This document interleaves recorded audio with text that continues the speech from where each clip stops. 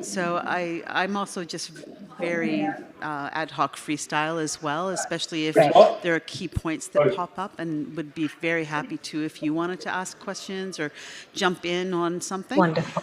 So the only Wonderful. structure will be for the first few minutes when I'm introducing myself, GDFA, and then the panelists, and then Garrett is going to introduce the EAC and the initiative, and then we're going to start with you as the first presenter.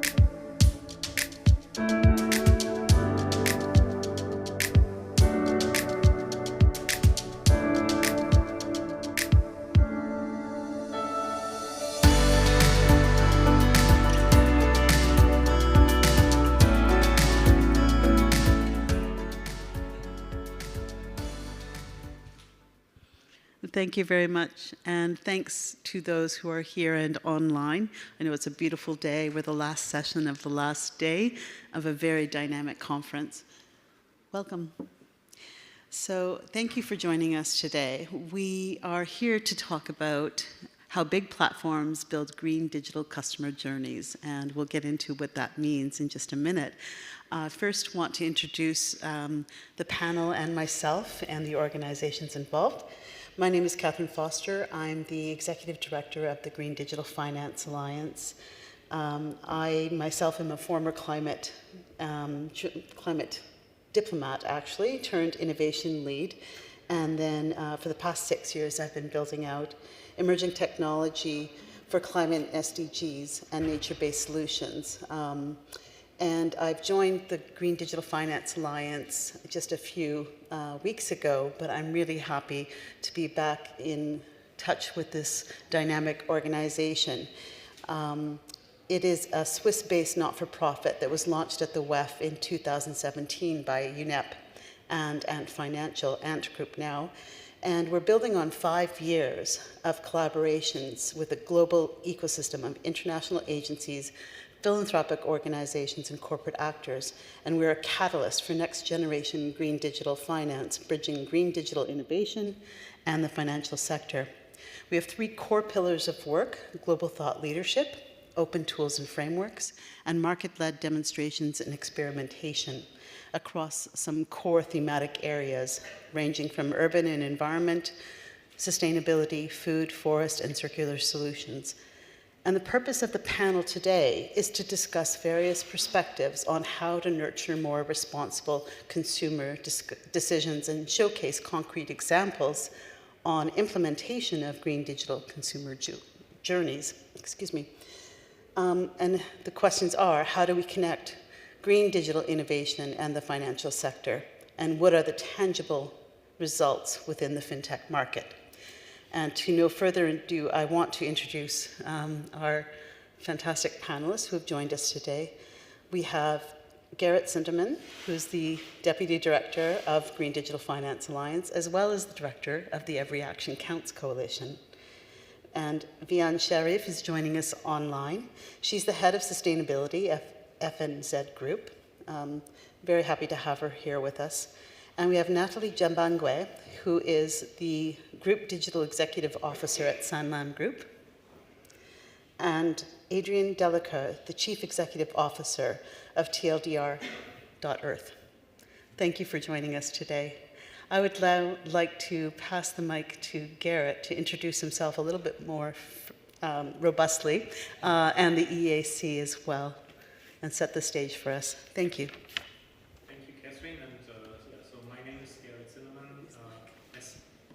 Hi, sorry. Thank you.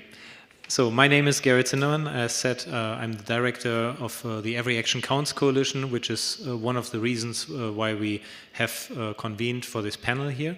The Every Action Counts Coalition is a group of large corporations, digital platforms especially, that we convened last year, a joint pledge that was put out to reach 1 billion consumers, people around the globe, to engage them with transparency and motivate them to actually change to more greener lifestyles.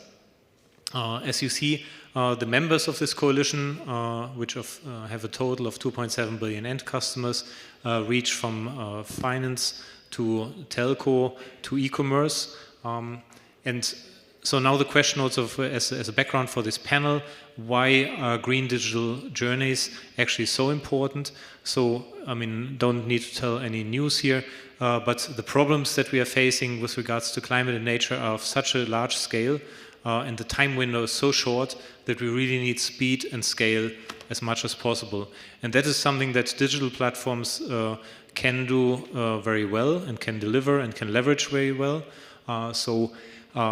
Yeah, we have actually a focus in that sense on working with these platforms in the coalition, especially on providing transparency on the impact, on setting the right incentives, and also on facilitating action, meaning putting the right tools into people's hand. So work that we have already been able to observe and that members have been reporting on reaches really from a digital wallet that is being used to collaborate with waste banks and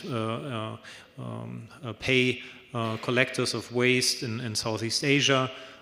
It can be also involving hardware. So, for example, in India, Paytm has launched a sound box that saves millions of pounds of paper every year because they are issuing basically a voice transaction confirmation.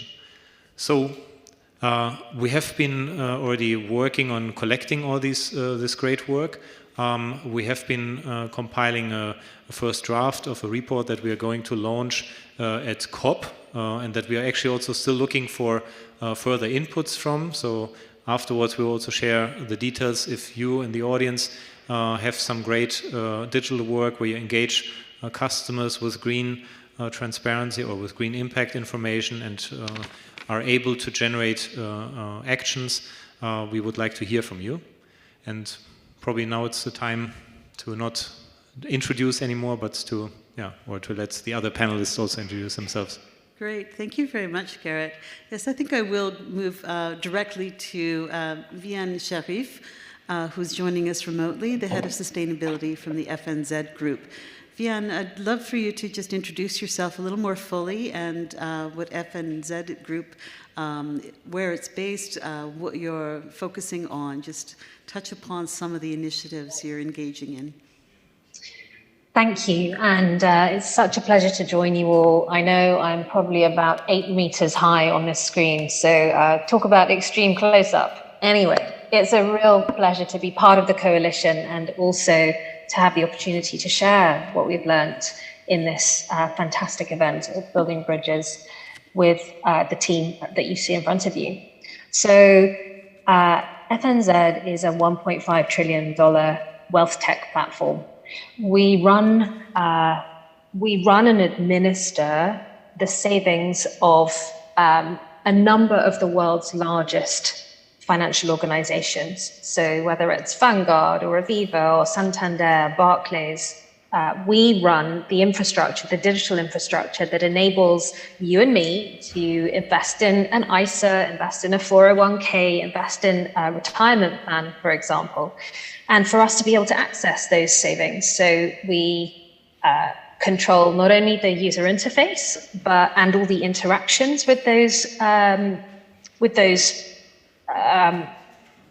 fund choices, for example, or investment choices. But we are also able to monitor the data that comes through with regard to how these choices are being made. Why that's so interesting from the perspective of what we're talking about today is that previously it's been very hard to understand the impact of our investment choices, whether they be our pensions and retirement savings or whether we're choosing stocks and shares to invest in as individuals. It's been very hard to understand the impact of those on the things that we all care about. So whether that be, for example, for me, nature is a really big, important component of that for me, whether it be climate change, whether it be water use, whether it be pollution. It's been very hard to understand the impact of the companies in which we invest on those things.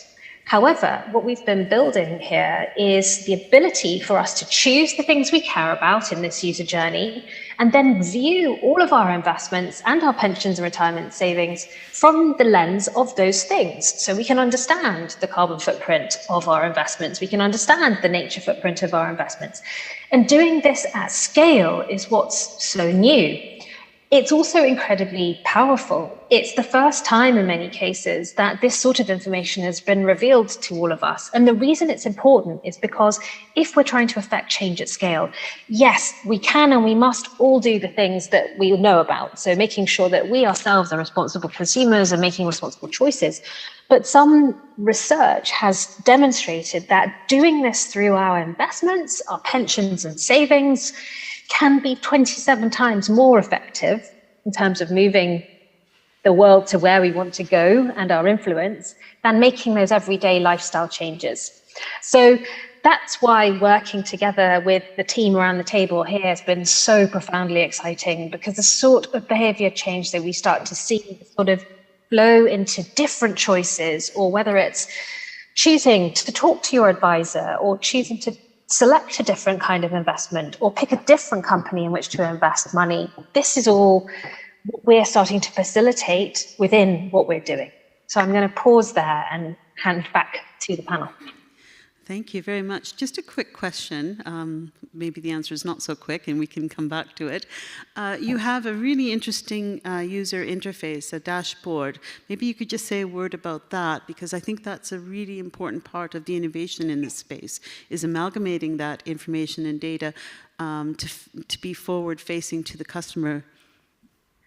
Sure, and perhaps we can look at two components of that. So what you see on the front end, the dashboard, and then what's going on behind the scenes to enable it. So what you're presented with as a user is you access your investment portal in exactly the same way, but you're invited to choose from a selection of preferences the things that you really care about, basically your values. So if it's climate change, I can select that. If it's nature, I can select that. If it's water security, etc., etc. So you're presented with some preferences. Once you select those preferences, then you're taken through to essentially a different lens on the performance aspect of your investments. So usually we're used to seeing performance in terms of financial performance, of risk, of time horizons, from the perspective of financial results, which is hugely important, obviously. The flip side, which we're presenting here, is that you now can see your investments through the lens of the things you care about. So how's my carbon footprint doing? How's my impact on nature doing? How's the water usage doing? Where are the red flags? And then you're enabled to move through a journey where you could talk to your advisor, or you could yourself start to investigate different choices. Maybe I want to move into the sustainable fund, or actually, where's an alternative company that's performing better with respect to both impact and the performance aspect from a financial perspective. What's going on the back end is that we are taking thousands and thousands of investments. We're aggregating the best ESG data that we can find, the most transparent data. We're very committed to the transparency piece of this. And we're matching your investments with that data so that then we can present to you the dashboard that you see in front of you. Wonderful, thank you very much. And that is actually outlined in a case study in the compendium that we are putting out. Is that right? That's correct. That's right. Wonderful, thank you. So Natalie, I want to jump to you and allow you to please introduce your work and Sanlam's work a little more robustly. Love to hear from you. Well, thanks very much indeed. I am the Group Digital Executive Officer of the Sanlam Group. For those of you who don't know us, we are Africa's largest non-bank financial services firm. We have presence across 34 countries in Africa, plus India and Malaysia. The Sanlam Group is 104 years old. Our financial services suite of products and services ranges from asset management, wealth management, savings, credit, and personal finance to the consumer. Historically, what we've really been good at is helping the African consumer preserve their wealth as well as increase their wealth.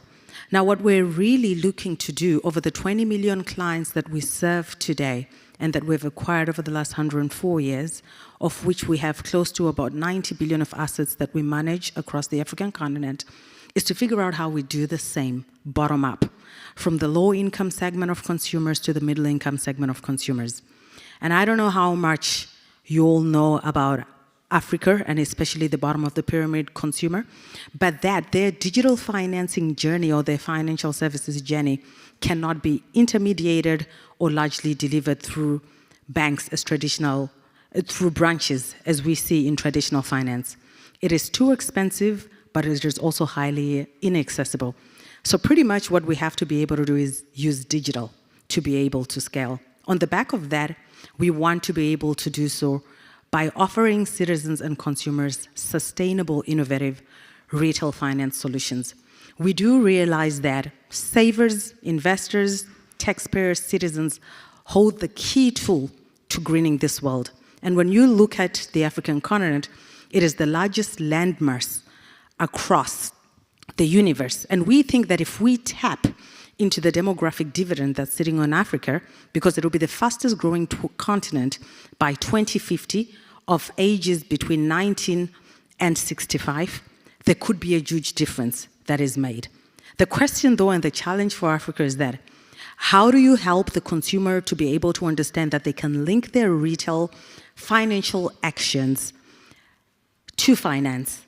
And so one of the key things we've got to be able to deliver is link climate and nature-based innovative finance solutions into the retail suite of solutions that we offer. And I'll talk to you later, Catherine, deep in the conversation about how we're doing this. And I guess as a background of someone who's built Africa's second largest mobile money platform for the last 7 years that controlled 70% of Zimbabwe's GDP, the lessons for me are from financial inclusion, how do you actually move to environmental and sustainable finance inclusion?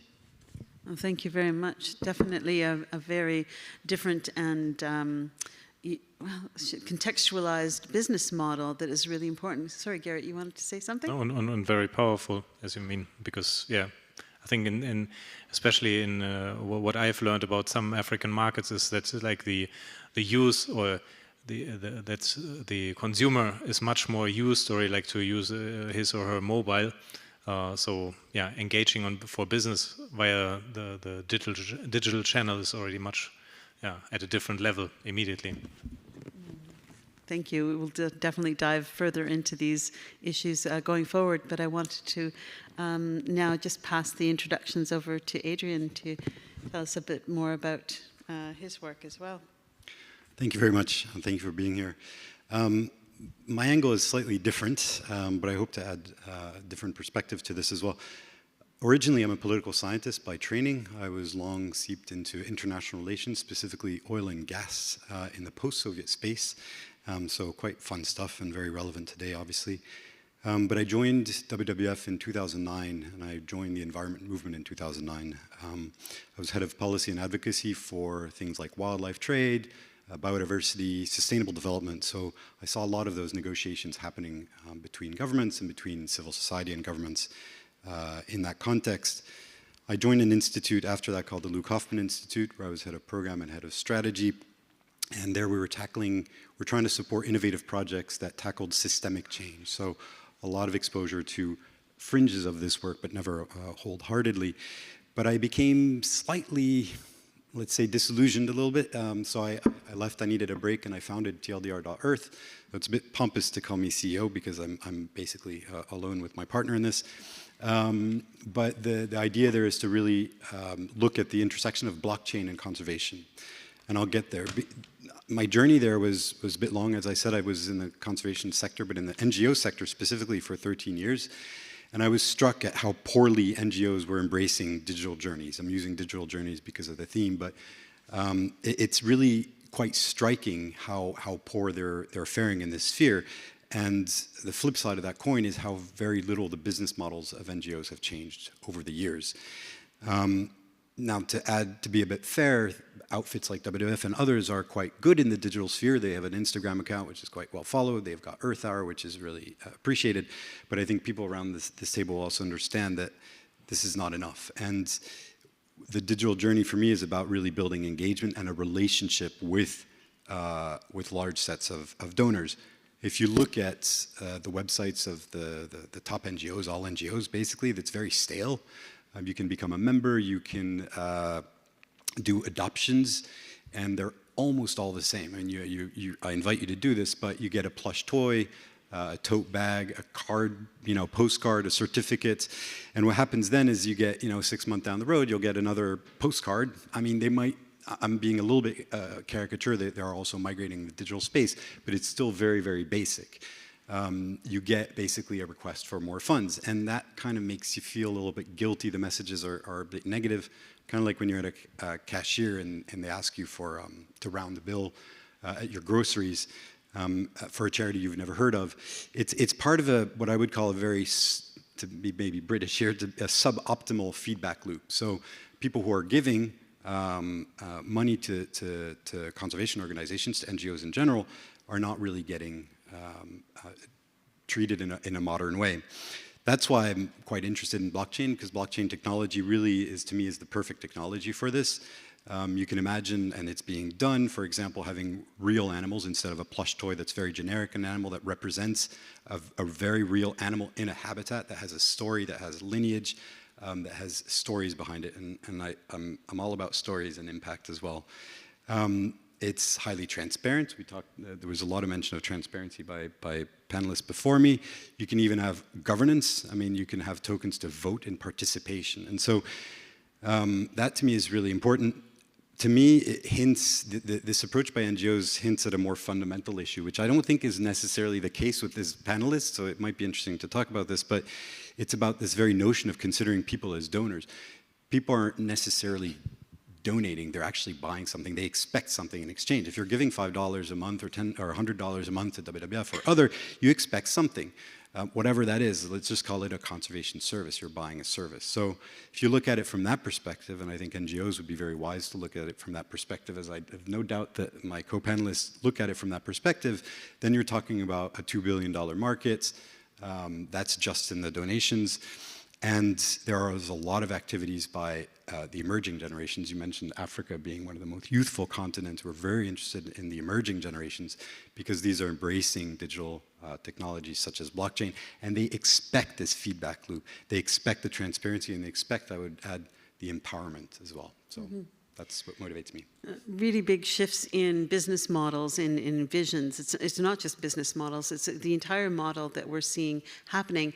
And actually I was reflecting on, how all of this started. GDFA and EAC was the model of Ant Group. And I just want to speak to that because that was back in 2016 when the Ant Group was the largest fintech, I believe, in the world at that time. Correct me if I'm wrong. And it was actually one of their startups or internal entrepreneurs that came up with the idea of leveraging the platform to engage the clients in making more greener decisions. And then it became a part of a gamification platform.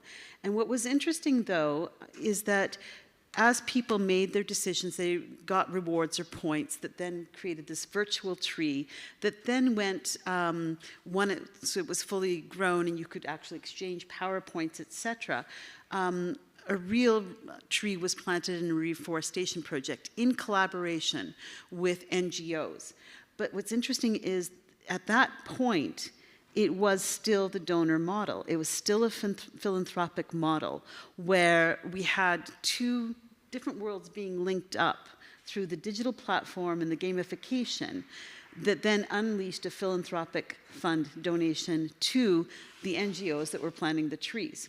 How far have we come from that model? We see deeper integration into the business models. Natalie and Vian, I'm looking at both of you directly. I'll let Natalie answer first. Well, great, thanks. At least on the African continent, the GSMA report 2021 will tell you that there are about just over 1.2 billion mobile wallets out there around the world. 55% of those wallets are actually in Africa. Africa really sets itself apart as that leapfrog generation that has not needed brick and mortar infrastructure in financing, but has moved to mobile financing. And it is true that actually, I like to use this anecdote, there are more mobile cell phones or SIM cards in Africa than there are toothbrushes. You will certainly find that there is at least 2 SIM cards per individual on the African continent. So the ability to be able to use the relevant channel to bring meaningful retail finance products to the consumer in Africa becomes topical. And so most financial services firms in Africa are leading mobile first. This becomes absolutely essential. And you could lead mobile first, although have omni-channel support of those products, innovations, and solutions. However, to be able to scale, you've really got to be able to build just as well a relevant ecosystem. And so moving on from that more philanthropic type of model in digital that you were talking about is that we're seeing a proliferation of financial services, retailers, telcos, the whole industry value chain come together to build together meaningful digital and sustainable financial solutions.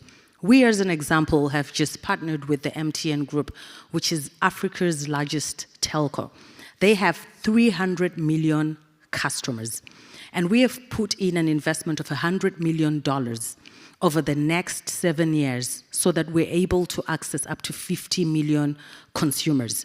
It is being as a non-bank, as an insurer, as an asset manager, investments and equities firm, it is important that we place ourselves in the audience of where we can reach our customers mobile first.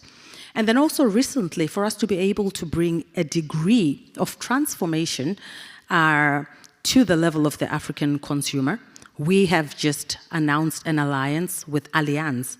Allianz is the largest insurer globally, and they've come into a partnership of up to $2.1 billion that we will co-invest with the Sanlam Group and Allianz so that we leapfrog data platforms, so that we leapfrog product innovation platforms to scale and offer a diverse range of innovative products and services to the African consumer.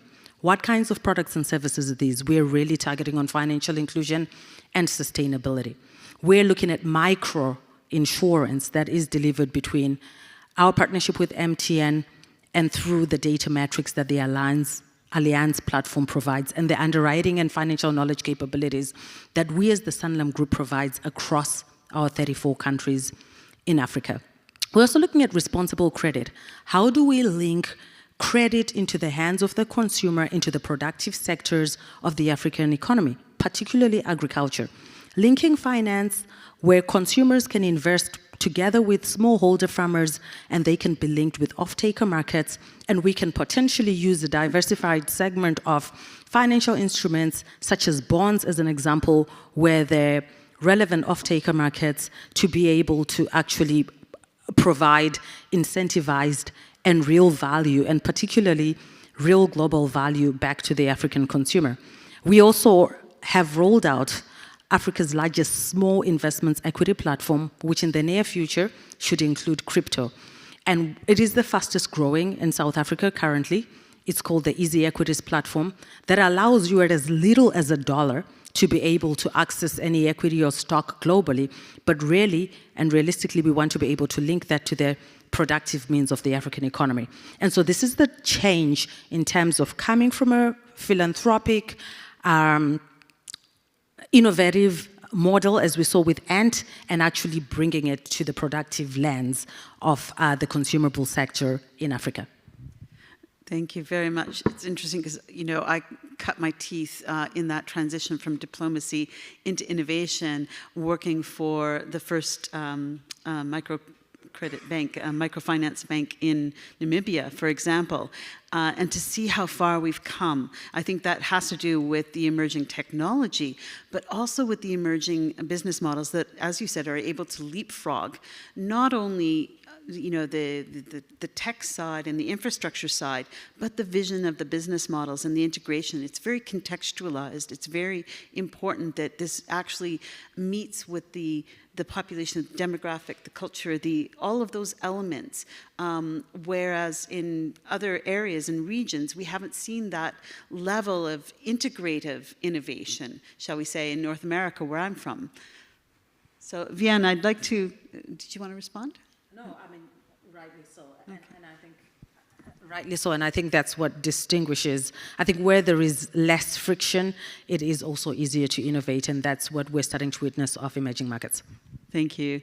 Bien, sorry, I wanted to pass to you because you also have a sort of a global reach with your bank, and wondered if you've had that type of experience of very different contextualized models emerging.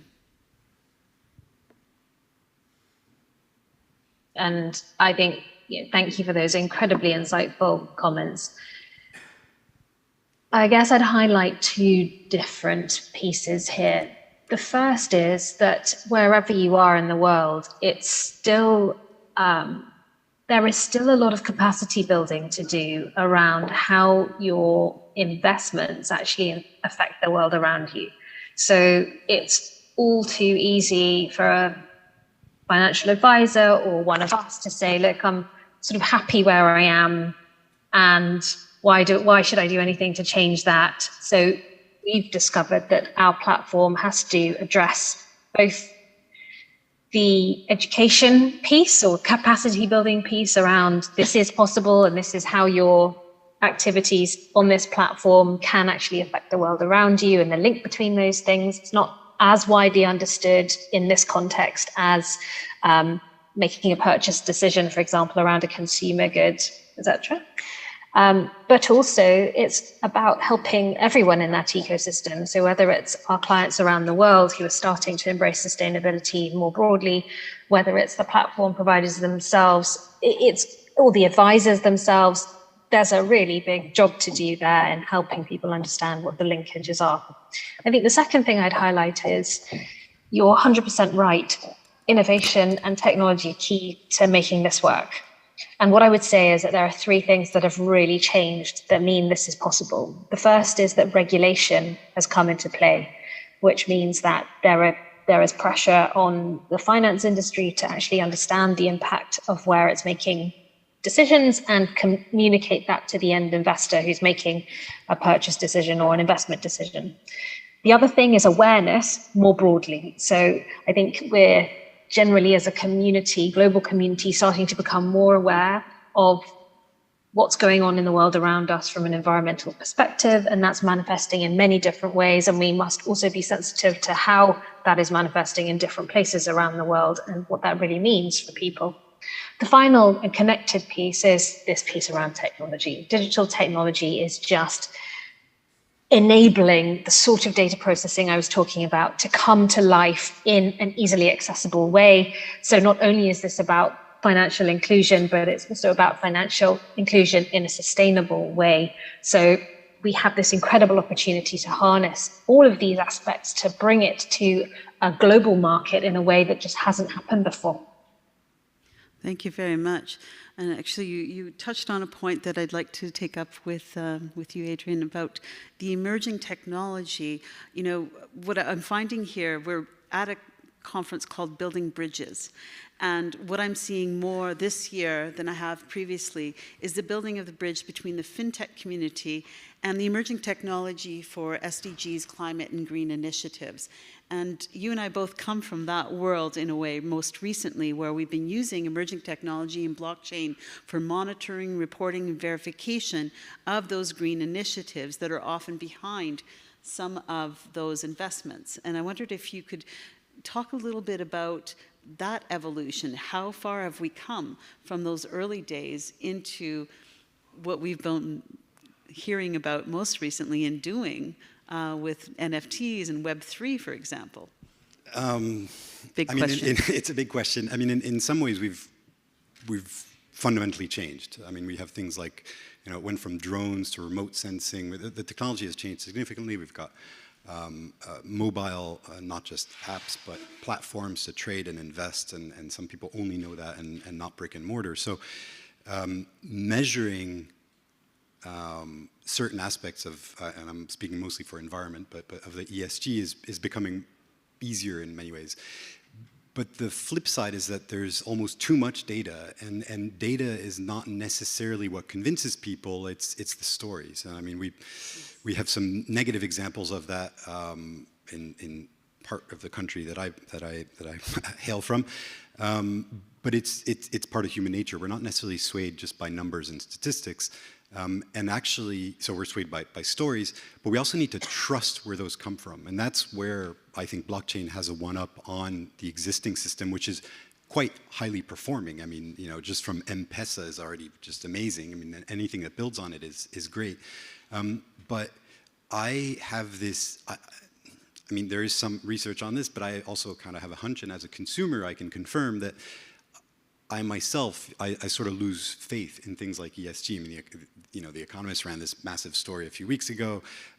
It's very opaque, and I'm not convinced that the emerging generation, as aware and caring as they are about climate change in particular, and maybe environment in general, and ESG in the broad sense, I don't know that they're really going to trust these numbers. And I think there's going to have to be a real effort about demonstrating this. One example is the carbon credits. How often do you see that little box checked on something you shop online? It's like, oh, carbon credits, and you're like, oh, I feel bad if I don't check it. But actually, where's that money going? And I'm less convinced about prior approaches. So technology has made us much better at measuring, but I think telling the story, being transparent, convincing, and sort of, and this is where blockchain again comes in, not relying on a third party that controls the information is something that still we have a lot of work to do. Thank you very much. Does anyone have a response to that before I move to a question for Garrett? Go ahead, Natalie. Yes, I think there's a platform that launched recently called Proof. And I think what they're really trying to solve for is exactly what you have explained. How do you move within the blockchain to actually validate and report that there has been impact along the value chain? And I think this becomes increasingly useful for institutions, for retailers, and the ability to be able to sim all of that together is super important. But also, I think just touching on what Dr. Viren said, I think financial education and advice is something that can be underestimated. I think what we need to be careful about, though, even as we innovate in this context, is to think about how financial advice and education can be accessible for the poor. Because the problem with the intermediated model is that it doesn't go direct and it's not very scalable. We have to start looking at more efficient ways of providing that financial education and advice interlinked into the hands of the consumer, maybe through robo-advice, but then ensuring through Proof that the data that is given to the consumer that is empowering that consumer around what their nature and environmental actions should be is also valid. And so I think there's still a lot to solve for in that context and bring it all together. Yes, go ahead. I completely agree with my fellow panelists. Data integrity is so important. And I also believe that ESG as a concept is so deep that it's no longer an ESG rating. The topic of ESG is as complex now as tax planning, as understanding what an investment does and how to plan for your future. This is a deep, broad area underpinned by data integrity, which I've spent a few years now digging deep into ESG data. There are some really, really interesting limitations that we're all working with now, but it's not just financial players, it's central banks, it's companies who are reporting in the best way that they can, using it within the limitations of what we have. And it's quite extraordinary when you get down to that granular level. So I fully agree. We have to work very hard to improve those limitations, and blockchain may well be the answer. Absolutely. Verification is certainly going to be part of the solution. And I look forward to that happening on this journey. Thank you very much. I think, to me, there's always a duality between almost a narrowing lens on data and ESG. The more we sort of align on emerging technologies, we forget that there is other capacities and also information that also cannot be squeezed into an algorithm. Indigenous knowledge, local community knowledge, sort of supporting local smallhold farming community initiatives, which actually can be integrated through certain models. We also have larger e-commerce platforms, big platforms that have very complex business models. And again, the frameworks that we've established, 30 years ago, 20 years ago, we're not set up for that type of cross-border, cross-sectoral interface. I'm thinking of e-commerce platforms in particular, and being able to report on the products, on the different services that they're offering is becoming more and more challenging.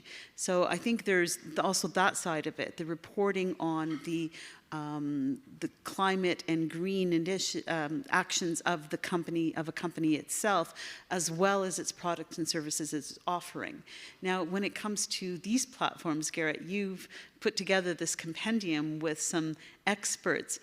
How diverse are the models in terms of what is being offered in addition to that type of reporting or the ESG? What are the various types of models that you've seen in the EAC? Yeah, I think it's very important to distinguish also a bit like of what corporations have to do from a regulatory perspective and what they have to do for consumer transparency. And I mean, whatever like a regulator, including all the reporting duties, can be handled in complexity. I mean, the regular average consumer cannot. And I think that is something like where on the one side you have to simplify whatever the impact of your product, of your services enough. And then you have to be also aware that it's always contextualized. So meaning whether it's your geographical, cultural context, the individual consumer context. So I mean, I'm caring about different things than you do. And I think that we have seen definitely also among the members in the coalition that the geographical difference, for example, so in Southeast Asia, plastic pollution is a very big topic. On the African continent, water scarcity and its impact also on deforestation and similar topics is very important. Europe is, I would say, maybe a bit diversified, but also still very carbon heavy. And yeah, then if you really want a meaningful engagement of your customers, you have to know and understand your customer. So to also not waste actually the little face time, if at all. I mean, in a digital sense, you can of course not speak of face time, but of contact points maybe. So in the end, all of these platforms that have developed such a reach, I mean, they are business operations. So they are selling services, providing advice, etc. And usually the customers are not maybe like on Facebook spending just out of pleasure their time on these platforms. Meaning, if you want to, beside your business, want to provide some additional impact communication, it needs to be very effective. And you need to be also make sure that it's not threatening your general transactional interest with the customer. And I think that is one of the challenges that still needs to be solved, and where we are just at the beginning of the journey. So, thank you very much. Come back to you, Adrian, because I think then this also speaks to how do we walk this fine line or this complex line between what Garrett's outlined and the models that we're seeing and the storytelling. And, you know, to be honest, some of the discussion that we've had here about greenwashing. Yeah, I mean, I don't have an answer to that fine or complex line, but I was struck also when Garrett was speaking, you need both. Both are necessary and not sufficient on their own. You need to have the actual data, the facts behind it, always keep up with not just the regulation, but the best practices, etc. But you should also be able to communicate it. And if you're really good at if you're good at communicating but not good at the data, then you're greenwashing. And if you're good at the data and not communicating, you're not helping yourself out. So I suspect the answer lies that you really have to invest maybe equally in both. Thank you. Natalie, you were nodding in agreement. Do you have anything to add on this? No, not really, but I think there are inherent risks that come now with the digital greening journeys in the solutions that we offer to customers. And a conversation earlier this morning I had with Patrick Audier, one of the key challenges he brought to my attention is that with all of these diverse geographic differences, how do we tell the narrative and story in a global way? And I think that is a challenge that actors and the movements of such as this conference are faced with. as we continue to solve for this really important matter. To me, this also. Sorry, Garrett. Did you want to say something? Yeah. No, I agree. I mean, like because the messages and the information that you have to provide are so different. I mean, that is something like where actually digital channels are so powerful, because you can actually deliver like a message, a different message. I mean, it's still like based on the data and the transparency behind. But to me, maybe I'm a very knowledgeable and interested expert user, so I can maybe digest a different level of insight, where my mom maybe needs to get a completely different message. And I think that's what makes actually the work here so interesting. Again, we come back to contextual, gender, geography, demographics. It really does come into how we're navigating this and creating those very unique but diverse user journeys. Vian, I wanted to see if you had any further comments before I go to my final question before we would open it up to the audience. The insights of the panel, which is to say that we can't underestimate the requirement to address the specific users' needs. There is, as I've mentioned, a big capacity building job for all of us to do. But I guess what I would say is that what's so encouraging about the Alliance and this movement is that it's here to bring together best practice in that area. And this is about the whole ecosystem. So you were mentioning Indigenous knowledge and ways of working and how we bring in other aspects of nature. You know, I think one really big aspect of nature that we sometimes forget is that this is a totally connected ecosystem, and that if all of us can play our part through alliances like this, then we have such a greater chance of actually succeeding in our mission. That's a perfect segue into my next question, which was about collaboration and partnerships, both with the EAC, but also individually, some of the partnership that each of your organization has built out and collaborated, connected with for collaborations for these type of contextualized yet interconnected models. Natalie, did you want to speak about some of Sanlam's? Yes, I think I already mentioned our partnership with the Africa's largest telco, the MTN group, as well as our partnership with Allianz. I think what is also important that we're not seeing burgeon yet, at least in our geographic markets, is our partnerships with small to medium enterprises and startups, because I think they really get to have a pulse for the consumer. And I think building a network effect of ecosystems through startups is really going to be the differentiator, particularly for big bank firms integrating big tech. Thank you very much. Vian, I see you nodding in agreement. Did you have something to add, perhaps? I think my fellow panelists has addressed it perfectly, so nothing to add on that. Go ahead, Garrett. But maybe then I can maybe even add, because I mean, having worked quite extensively with FNZ, I mean, I know that especially when you talk about the investment context, and I mean, ESG has become quite a buzzword. I think you can only distinguish or differentiate if you add actually some either proprietary data, or you're trying to get on the next level behind, and only then you can really also provide more information, or can visualize it better. And I think that's where you have had also some interesting collaborations, no? I think that question was for you, Vian. Sorry, yes. 100%.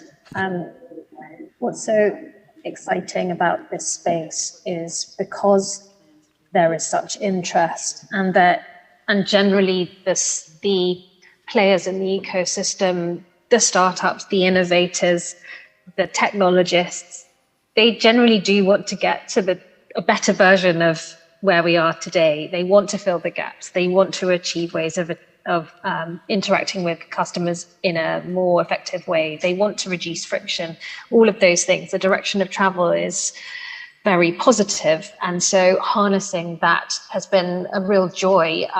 I mean, I have to have eyes in the back of my head, but all over the world, people send me innovations, they send me new data sets, they send me new ways of how people are thinking about any aspect of metrics you care to think of. So my view is that the direction of travel is extremely positive, and we must embrace these innovators who are trying to fill the gaps that the larger incumbents either just don't have the time to do, or they can't focus their resources on that because it's part of having that laser focus on how you address this. Thank you.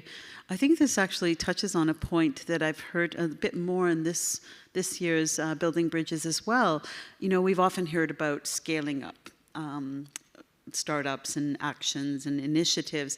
What I've heard more this year, and something that I feel is very important, is integration and amplification of impact. So the integrative, we don't expect every initiative to scale to a global level. And I think that's something that's proven in the EAC compendium, that we've shown the diverse models that are there that aren't necessarily expected to go global because they're contextually not always a good fit, but they are definitely, you know, focused on a specific ecosystem and set of services and collaborations and partnerships. And I wonder what new types of collaborations and partnerships we see coming with Web3, blockchain. And Adrian, I'm looking at you to see if you have something to say about that. I wasn't looking, but I can feel the look. I mean, I was mentally preparing to answer the partnership question, and I don't have partners. It's too early. I work with a lot of people. My primary kind of potential partner are national organizations on the ground, national parks, local organizations. My kind of dream, in a way, my vision for where I would like to be, and it's a long road, is sort of a marketplace of impact. So where, in my case, I'm really sort of focused on that retail donor. Like there's been a lot of talk of retail investors after game stonks and things like that last year. But my personal primary audience is what I call retail donors, and I actually resist partnerships because I don't want, to me, a partnership, this is not the case for all partnerships at all, but in my case, it's almost like exclusive. There's NFTs were used a lot for fundraising last year, which I think was great because it was an experimentation. What was missed was the engagement part. Anyway, so there'll be a second version. But all of these kind of NFTs for fundraising were for one particular organization, and it was like they were just using it as part of a panoply of tools to fundraise. What's the potential next frontier, which is much more interesting, is to have a really transparent, where people are purchasing not just based on the artwork, not just based on what it looks like, not just based on who the artist is, not just based on all that stuff, but also based on the organization behind it that they're supporting. So they might actually opt for that one rather than that one because it's going to that organization. Maybe they like the geography, maybe they like the topic particularly. Maybe also that organization is better at telling the story of impact, whether it's through data or stories or both. And so the ideal, I mean, it's sort of a cop-out, but the ideal kind of partnership is almost more like you cut out that middle person and you bring directly retail with all of those impact projects and kind of have them a little bit compete too. Thank you. That's a really, really good point. And actually, I just wanted to clarify, in case not everyone is aware, NFTs is non-fungible tokens. And I am very guilty of having used NFTs for a very major fundraise and quickly learned my lesson and wrote about the impacts about that. Because, but at the same time, I think there is that capacity with the tokenization and the collaborations there to both show the data, show the different actors, and also do the storytelling behind that as part of that consumer journey. So, just I want to bounce really quick, but what I often tell organizations that are exploring blockchain, in my case, conservation organizations, is like it's not about fundraising, not yet, maybe in the future, possibly. It's about engagement. And where are people talking about this stuff? It's on Reddit, it's on Discord, it's on Twitch, it's on all these platforms that a lot of young people are. And if companies aren't on these now or have their finger on the pulse of what's coming, because there'll be different ones, TikTok is another one, then you're at either a disadvantage or you're just cutting yourself out. So I think if you are really interested in the emerging generation, it's not just a question of, oh, let's have a Twitch account, let's have a TikTok account, but it's, let's really see what makes people tick. Let's see where the story is being told. There was this amazing thing about Patagonia going, you know, I mean, this amazing thing. And on Reddit, which I confess I am on Reddit, I'm on Discord, I'm on all those things, there's actually some backlash. Some people say, oh, these rich billionaires, it's all for the, you know, so there's actually like, those battles are being waged in those like arcane little corners of Reddit communities and so on. So you don't need to win every single battle and be everywhere, but it's important to know that, you know, Facebook is the tiny melting top of the iceberg. Yeah, I think I just wanted to give a taste of what's to come, or what's already here. And we actually have had now a bank sort of go into Web3 and actually set up business there, along with a number of commercial and retail organizations. So the engagement is starting to happen. So it'll be very interesting to see how that maybe plays into the future of what we're discussing here today. I wanted to give the opportunity to first to the panelists to ask each other potentially a question, or to dive into something further that we may not have touched upon in terms of your experience, your questions, or your actual organizational business models. First, I'll look to Vian or to Natalie. Oh, you're on mute. Not on mute, actually. There we go. No, on our side. You've got a little delay. I'm fascinated to hear from both my fellow panelists. First of all, if something could be unblocked in a practical sense to catalyze a move forward here, from both of your perspectives, what would that be? Do you want to go first? I mean, I'm banging on a drum alone here. I mean, for us, the big issue is mass adoption, user experience, things like that. That's the big thing that needs to be unblocked.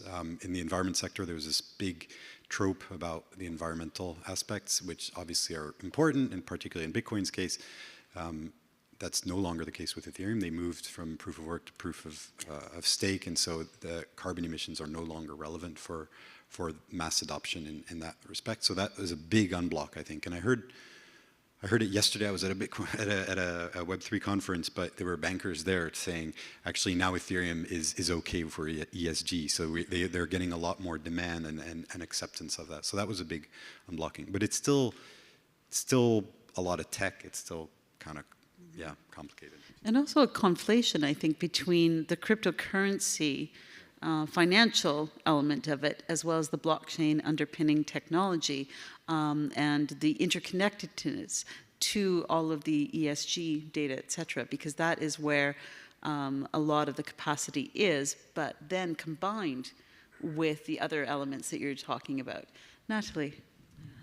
I think I'm at a risk here of sounding like a broken record on the word collaboration, which is often overused, and ecosystems. But the bottom line is, I think, taking lessons from COVID, where we're running a race to almost the unsolvable.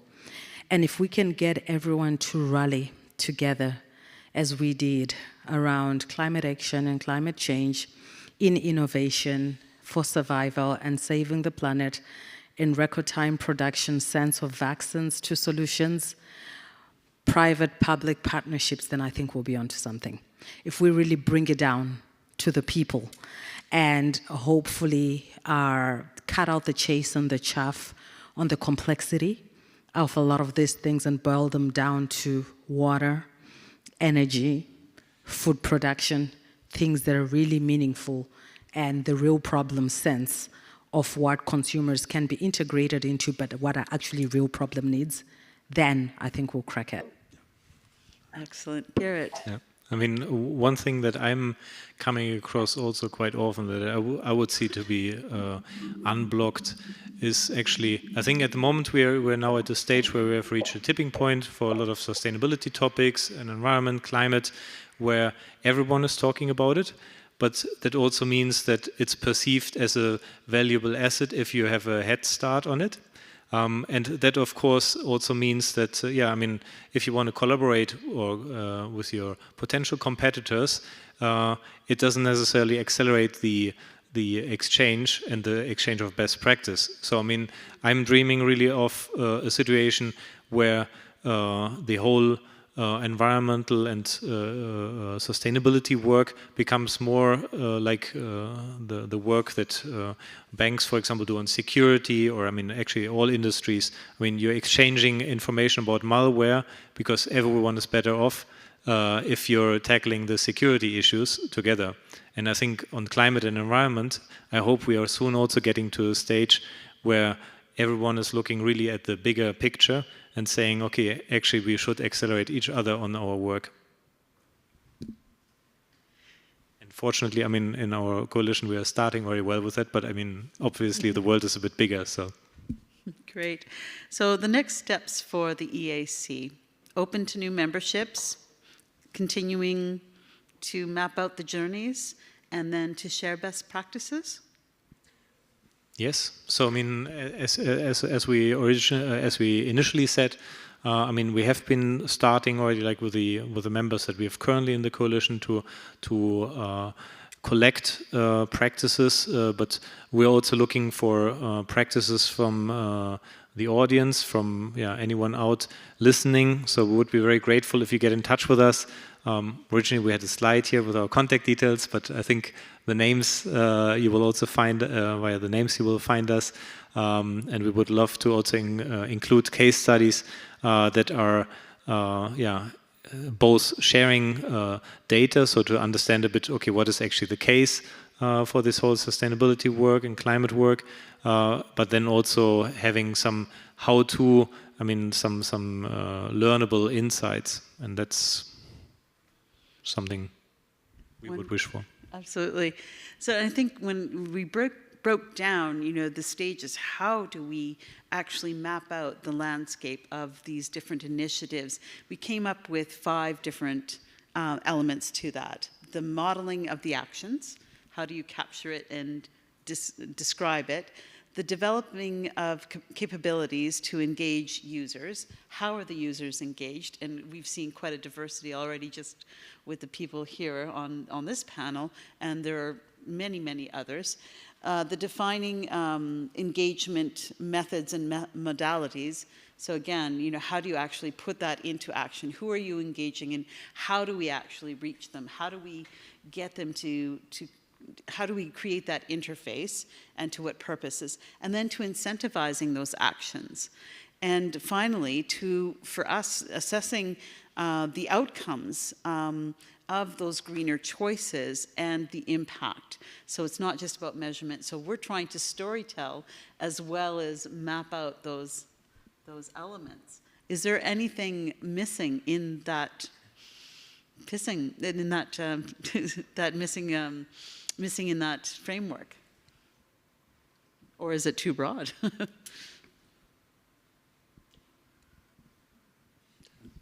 It certainly seemed quite thorough to me. So, no,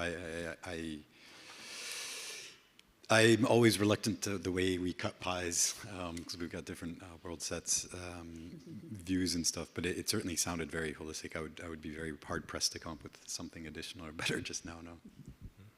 No, I mean, like, okay, having worked on it, of course, I'm a bit biased, but no. But I think at the moment, I mean, a lot of us are still at the beginning of our work, how to engage customers on digital channels with sustainability topics, and I think therefore naturally, of course, at the moment the breakdown of this work is still on a very high level. So I think, like, as we progress and as we learn in the coming years, I think we will get on the levels below, and I think each one of them has a plenitude of dimensions on which you can either excel, you can break a user experience, or where you can lose or win Absolutely. the customer. So hopefully we'll come up with some general best practices. We'll come up with perhaps even a platform allowing others to share in this type of information, to look at the models, to see what might fit within their context. I'd like to now open up the discussion to those of us that have joined us here today. We have a microphone that's circulating. Thank you. Please state your name, your organization, and your question. Yeah, thank you so much for the very insightful conversation and for the insights that you shared with us today.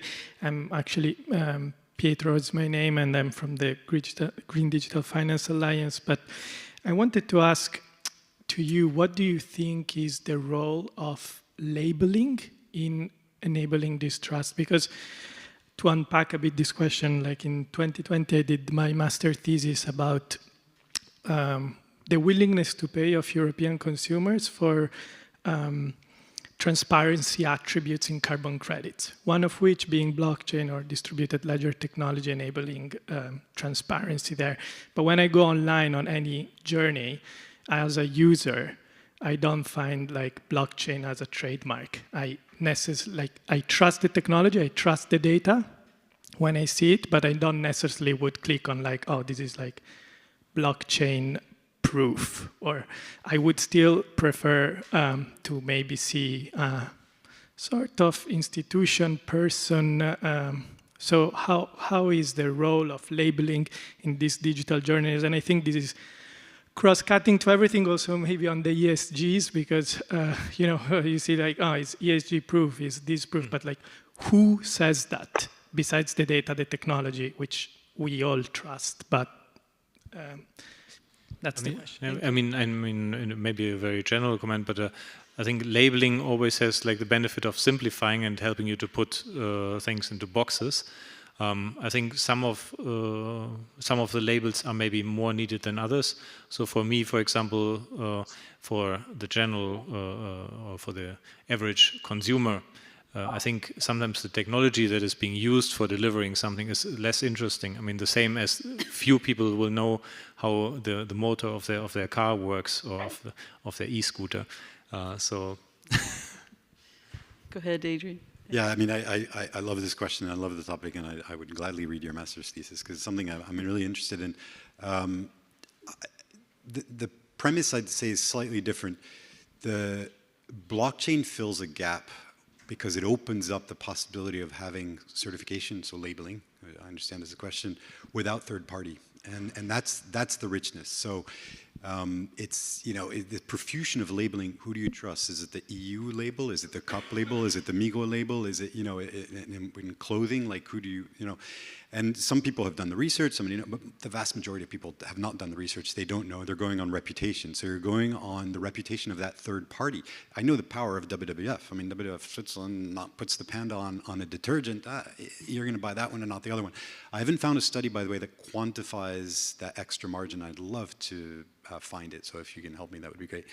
But the blockchain is not a solution in itself because, garbage in, garbage out. So the trick is, blockchain is to be trusted, I think is the word you used. That's the whole point of blockchain, but only in the chain, right? So if the garbage is coming in the chain, it's going to be coming out the chain. So it's not the faith in the blockchain. I think people will have that. It's, if you dig in it, it's kind of impossible to hack. But what's really needed is the trust that the data is coming in. And I'm a little bit loath to admit this, but I will admit that probably we have to get rid of as much as the human factor as possible. So it has to be remote sensing, it has to be that kind of like eDNA, things like that, rather than relying on in the field. Absolutely. And I also want to just reiterate too that I think there are multifacets to the whole emerging tech and blockchain space in particular, and one clear identifier is what proof you're using with the blockchain that you've engaged, whether it's proof of work or proof of stake or proof of authority. That can be quantified and that could be put up there. But labeling generally takes years, right? And it requires data. The other thing is about the difference between data transparency and data visibility, right? Not privacy, but here there is this misunderstand. There's an educational component in this as well, that especially in the fintech sector, that we're, for example, in some of our projects are using data from mobile phones or from bills and records. The privacy is assured, but the visibility on the data and the story it's telling is transparent. So I just wanted to add that. And Garrett, I know that you've been waiting to say No, something. maybe just adding the part that, I mean, traditionally also, I mean, before we spoke of those new technologies, I mean, usually consumers or people have trust with brands or with names behind.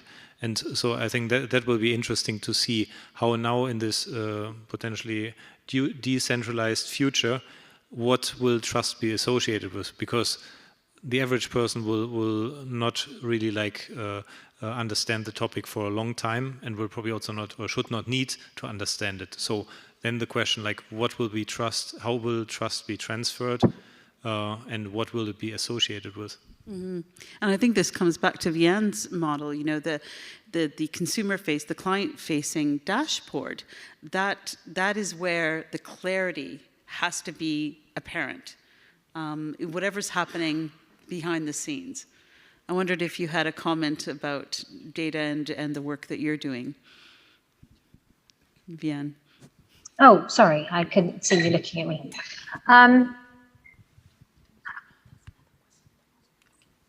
Labeling is coming.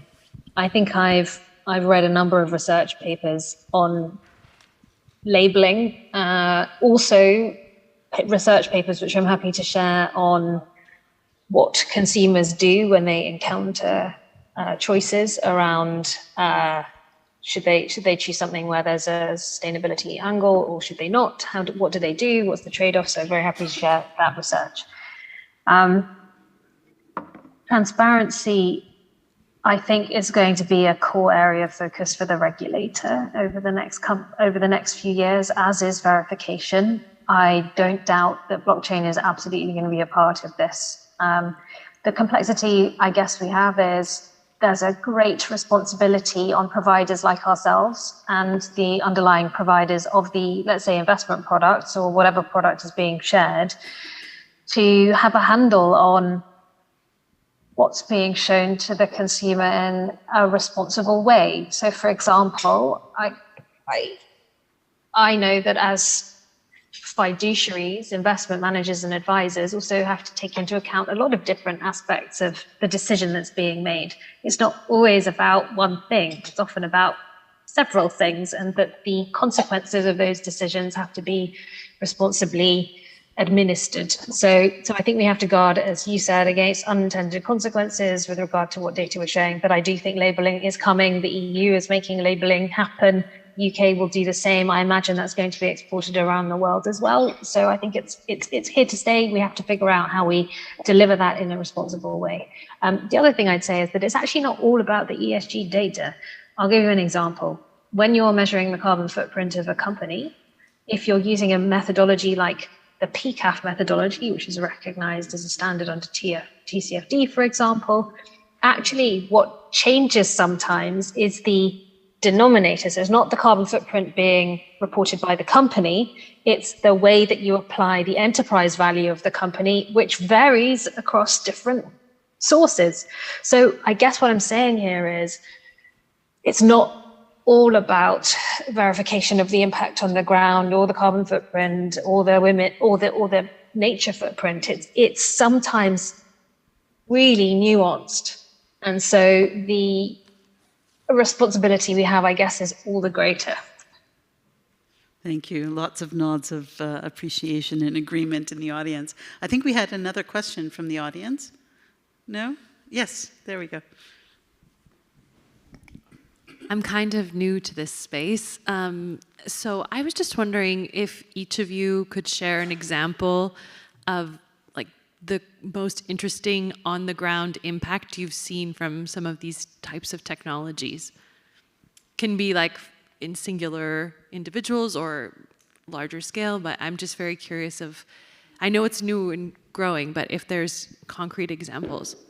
Thank you. Natalie. You know, I think most rudimentary one for me is the power of mobile platforms to financially include the unbanked. I mean, I was a founding CEO of a platform called EcoCash, second largest after M-Pesa in Kenya, that you mentioned, that today runs liquidity of 70% of the GDP of a whole country, Zimbabwe. And if you're familiar with Zimbabwe, it was ridden with hyperinflation, and there were trust issues within the financial services sector, and people wanted an alternative platform from one that's run by, you know, sometimes, what shall I call it, bearish central banks. So that's a really good example of the power of some of these technologies, and I think that can also be translated to these kinds of technologies, particularly around smart contracting and blockchain, in the advent of trust, transparency, and proof. That if we could see that too, then you know, the needle moves the dial. Thank you. Dr. Sharif, do you have an example you'd like to highlight?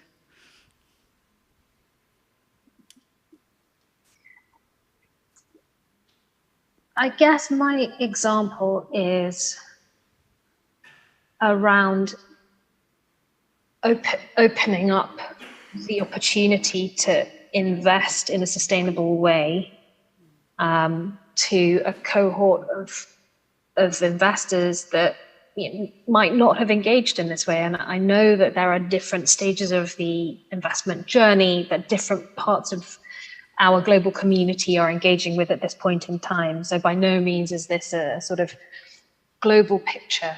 I think, though, the most exciting example of change we've seen is, for example, one of our launch clients opened up this sort of information to their financial advisors. So this is something like 15,000 financial advisors who are all starting to engage with a topic that they have just not engaged with before.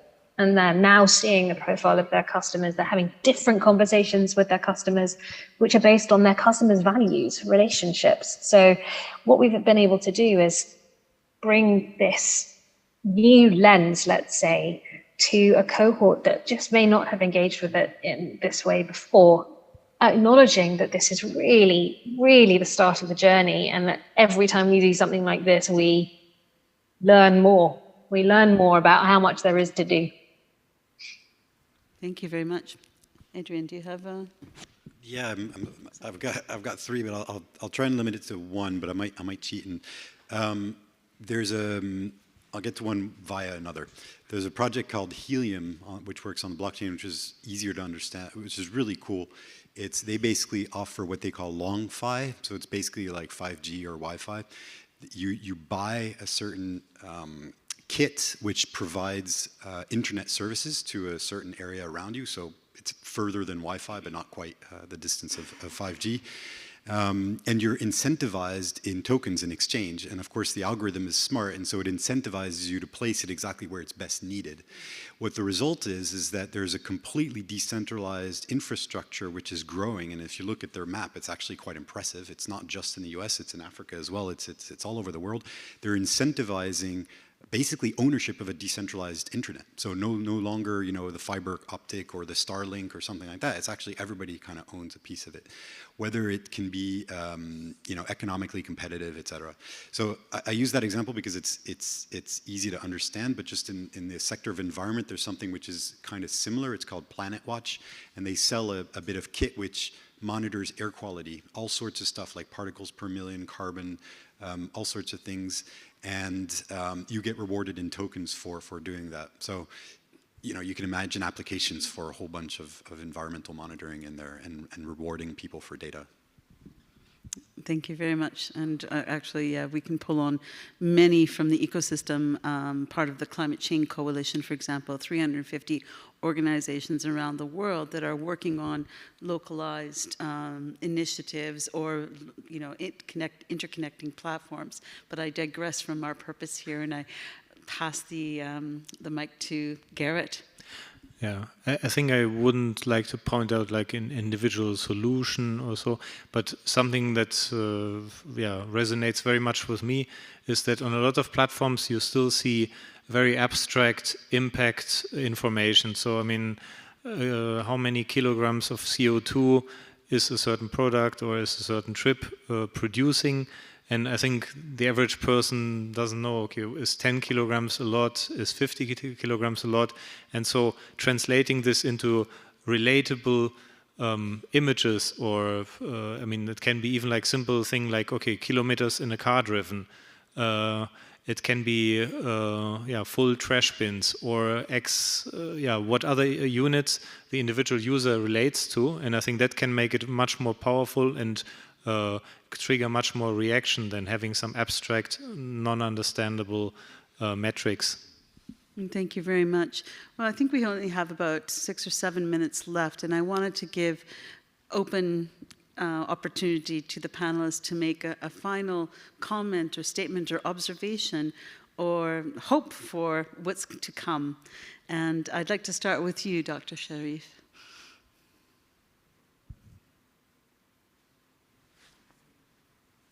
That empowering consumers in this way is turning the system on its head. We are now providing agency to individuals around the world to understand how they themselves can express their views on what's going on around them through the power of their wallet, whether that's investments, or whether that's payments, or any aspect of their financial life. My view is that that's what's going to change things. It's hugely exciting, and everyone around this table has demonstrated different ways of how that can happen. Together, we will achieve what the Every Action Counts movement is aiming to do. Oh, thank you very much. Adrian, yeah, I'd add my vote to that empowerment. However it's done, and I don't think there's a unique way to do it. It's a story. There's a whole bunch of ways to do it, but there's a big risk. Again, I go back to the environment sector. There's what some people have called the risk of disproportion, because the problems are so massive, and there is a real risk that particularly the younger generation that are going to inherit a lot of these problems are not empowered to act on them. And I think the backlash there is really to be feared. So it's not just that we're missing out on an opportunities, we'll make the problem even worse if people just suddenly kind of say, well, I can't do anything about this. Then you're looking at even literally upheavals and things like that. So I think empowering people is absolutely key. The engagement. Garrett, I'm going to go to you next, and then to Nat. Maybe just picking up on that, but just a very short comment. I mean, for me, I mean, obviously our daily work, but seeing the power of digital platforms in, that they have already developed in communicating more about commercial purposes. I mean, now we have to really use this, like to deliver the right messages, meaning like the messages that actually will save the planet. And we have also the capabilities on these platforms to experiment. So I think while there's, of course, on some topics, some sensitivities about experimenting with your customers, I think that has to become really like a daily practice. And I hope that we will have soon to share much more learnings on this, and then the empowerment is definitely achieved. Thank you. Natalie, last word goes to you. Thank you. I take inspiration from my conversation this morning with Patrick Audier, and one of the things he gave me in parting of a conversation was actually how do we invest in investable worlds. And when you look at the challenge around climate, nature, sustainability, seems really non-investable. And I think there's been a role previously for call to action to governments from G7 to G20. We've seen very little that's been happening on the climate agenda. I think when we looked at COP26 and the ability to fundraise the right amount of money that would make a difference in this, we're still falling short. So we can't really depend on governments, given what we've seen even in a sort of neon swan type of market situation that we're in currently, post-pandemic, rising rates, a war in Europe, which we have no clue whether it will de-escalate and or escalate. And I think private sector on its own is not going to be able to solve for this very urgent and pressing matter. Citizens are well placed, obviously, for action given the right kinds of tools. So I think there will have to be more, much more beyond We have seen in call to actions from private sector, investors, and governments concerning climate and nature and environmental sustainability and net zero. There's up to, or just more than 3 trillion that's sitting in pension funds globally. I might have had the number wrong, it could even be more, which is citizens' money, taxpayers' money. We need an urgent framework that really speaks to how we can unlock value that belongs to citizens' money, taxpayers' money, getting back into the hands of the consumers with a link to climate, nature, sustainability, and making sure that those resources, the capital resources required, work for the future preservation and sustainability of the consumer themselves. Thank you very much. Considering I cut my teeth on the Kyoto days where we had this separation of the stakeholders in contrast, in conflict with each other, I'm just really appreciative of how far we've come and very appreciative of the stakeholders that have stepped up to lead this challenge. And I want to thank each of you for joining us today, and Natalie for coming so far to join us. I also want to thank Anouk for coordination and the people at the conference facility very much for your excellent work, and Mark Halle for the amazing session yesterday launching Finance for Nature initiative, and all of you for sticking with us to the very end of the conference. Thank you very much.